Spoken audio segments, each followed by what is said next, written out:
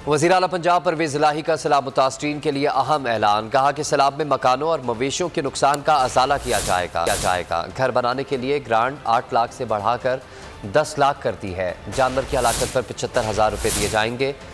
तमाम अस्पतालों की एमरजेंसी में दवाइयाँ मुफ्त कर दी गई हैं।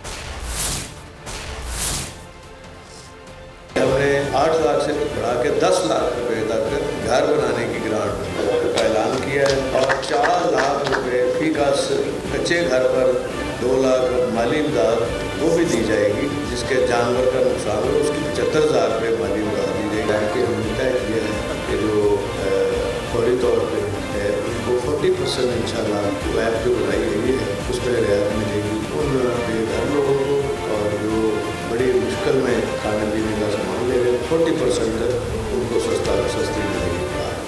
बोल किसी के भी दबाव में आकर अपने फैमिली मेंबर्स को अलहदा नहीं करेगा। बोल हमेशा आवाम की आवाज बनता रहेगा और आवाम के मसाइल दिखाता रहेगा। बोल की आवाम से खुसूसी दुआओं और साथ देने की अपील। सबसे ज्यादा व्यूज, सबसे ज्यादा रील्स और सबसे ज्यादा रेटिंग के साथ बोल अब भी नंबर 1 पोजीशन पर बरकरार।